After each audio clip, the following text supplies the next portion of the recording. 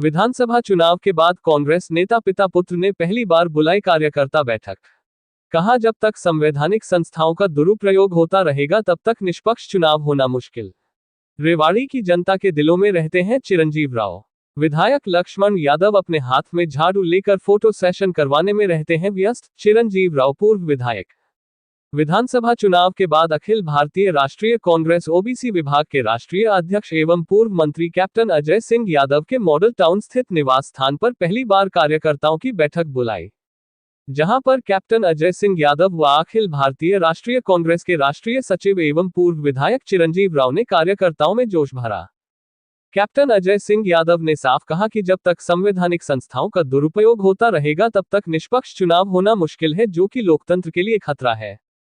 चुनाव आयोग की नियुक्ति में मुख्य न्यायाधीश को हटा दिया गया। वहीं ईवीएम ने चिरंजीव राव को चुनाव हरा दिया और चुनाव में भारी धांधली हुई है।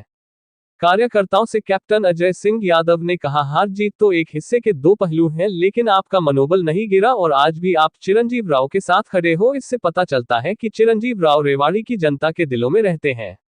उन्होंने कहा, चुनाव के बाद सर्दी और फिर मेरे बड़े भाई का निधन हो गया था, जिससे चुनाव के बाद मुलाकात नहीं हो पाई, लेकिन हमने रेजांगला का कार्यक्रम किया था जिसमें कार्यकर्ताओं से मिलने का मौका मिला था। कैप्टन अजय सिंह यादव ने कहा कि प्रयागराज में सैकड़ों लोगों की जान चली गई, लेकिन आज तक छुपाया जा रहा है। वहीं पैरों में बेड़ियां और हाथों में हथकड़ी के साथ भारतीयों को अमेरिका भेज रहा है, जिससे पूरे विश्व में भारत की बेइज्जती हुई है, जबकि मोदी जी अमेरिका में जाकर बोलते थे कि इस बार ट्रंप सरकार। वहीं हरियाणा की भाजपा सरकार ने चुनाव में 20 वायदे किए थे, जिनमें 500 रुपये का गैस सिलेंडर, 24 फसलों को एमएसपी, महिलाओं को 2100 रुपये इत्यादि, लेकिन 100 दिन बीत जाने के बाद भी आज तक एक भी वायदा पूरा नहीं किया। हरियाणा की भाजपा सरकार से जनता ही नहीं, हरियाणा सरकार के मंत्री अनिल विज भी बोल रहे हैं कि जनता के कार्य नहीं हो रहे। तो वहीं प्रदेश अध्यक्ष मोहन लाल बडौली पर भी महिला उत्पीड़न पर एफआईआर दर्ज हो चुकी है, लेकिन फिर भी भाजपा उन पर कोई कार्रवाई नहीं कर रही है। पूर्व विधायक चिरंजीव राव ने कहा कि मेरी हार का किसी को यकीन ही नहीं हो रहा है। कई लोग बोल रहे हैं कि पोलिंग बूथ के नजदीक गाड़ी खड़ी करके ईवीएम को हैक कर लेते हैं। वहीं विधायक लक्ष्मण यादव को रेवाड़ी के रुके हुए कार्य करवाने चाहिए, लेकिन बड़ा अचंभा होता है कि विधायक अपने हाथ में झाड़ू लेकर फोटो सेशन करवाने में व्यस्त रहते हैं। विधायक का काम झाड़ू लेकर घूमना नहीं, बल्कि ये देखना है कि कहां पर झाड़ू नहीं लगाई जा रही और काम क्यों नहीं हो रहे। यदि कहीं पर कार्य नहीं हो रहा और स्टाफ की कमी है तो वहां पर भर्ती करो, ताकि युवाओं को रोजगार मिल सके। बस स्टैंड, कॉलेज की बिल्डिंग, बरसाती पानी की समस्या, धारूहेड़ा का दूषित पानी, मसानी बैराज का पानी, आवारा पशुओं, पीने के पानी, सीवरेज इत्यादि पर ध्यान दें। आज तक एक भी काम विधायक लक्ष्मण यादव नहीं करवा सके हैं। कार्यकर्ताओं ने कहा कि अहीरवाल में कैप्टन अजय सिंह यादव के परिवार की कोई भी बराबरी नहीं कर सकता है। हर किसी के सुख दुख में कैप्टन अजय सिंह यादव व पूर्व विधायक चिरंजीव राव पहुंचते हैं। चुनाव में हार हो या जीत, लेकिन कैप्टन अजय सिंह यादव का परिवार कार्यकर्ताओं के लिए हमेशा खड़ा रहता है। चिरंजीव राव का लंबा करियर है और सुनहरा भविष्य है। चिरंजीव राव भले ही चुनाव हार गए हो, लेकिन रेवाड़ी की जनता के दिलों में रहते हैं। हमारे जो मेरे भाई है उनका होता है, और उसके अंदर एक टोपी मैंने और कप्तान साहब ने डाली हुई थी, और उस टोपी का किस तरह से बीजेपी ने दुरुपयोग किया, चुनावी ध्रुवीकरण किया, ये हम सब के सामने, किसी को बताने की जरूरत नहीं है। अभी राहुल गांधी जी पिछले दिनों में बोल रहे थे और उन्होंने बताया कि किस तरह से जब लोकसभा में चुनाव हुए थे और जब महाराष्ट्र में चुनाव हुए विधानसभा के, तो 70 लाख वोटें वहां पर बढ़ा दी गई।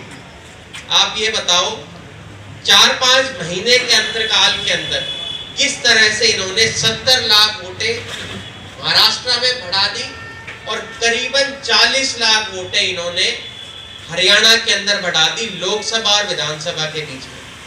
तो इतने वोटर कहां से इन्होंने जोड़ तोड़ दिए, इस बात का जवाब ना तो इलेक्शन कमीशन देने का काम कर रही है और ना भाजपा की सरकार देने का काम कर रही है। और आप लोग तो आए दिन देख ही रहे होंगे कि किस तरह से इनके अपने जो नेता है वो रोज इनके ऊपर तीखे प्रहार कर रहे हैं। अनिल विज से पुराना तो मुझे नहीं लगता भाजपा का कोई नेता होगा, ये तो सब जानते हैं। मैं जब प्रदेश का अध्यक्ष था तब भी चुनिंदा इनके विधायक चुन के आते थे, तब से मैं अनिल विज जी को जानता हूँ। और जिस प्रकार से ये अपने मुख्यमंत्री और अपने पूर्व मुख्यमंत्री और अपने प्रदेश अध्यक्ष के ऊपर आरोप लगा रहे हैं, ये क्या दर्शाता है कि इनके परिवार के अंदर ही कितनी लड़ाई है और लड़ाई होना भी जायज है। आप एक बात बताइए, जब एक हमारी बहन ने जो प्रदेश अध्यक्ष है बीजेपी का, उसके ऊपर इतना गंभीर आरोप लगाया है कि उसके किस तरह से उसको प्रताड़ित उस महिला को किया गया है, और अनिल विज जी ने ठीक कहा है कि वो महिलाओं को हक दिलाने का कैसे काम करेगा जब उनका खुद का प्रदेश अध्यक्ष, उसके ऊपर इतने गंभीर आरोप हैं कि किस तरह से उसने एक महिला के साथ दुर्व्यवहार किया। आप खुद समझिए कि कैसी ये पार्टी होगी, कैसा इसका चरित्र होगा, कैसे इसके अंदर लोग होंगे जो अपने खुद की महिला जो है उनके साथ ऐसा कुकर्म करते हैं। राहुल गांधी जी आप देख रहे हैं लगातार देश भर के अंदर घूम रहे हैं, कांग्रेस पार्टी को मजबूत करने का काम उन्होंने किया था।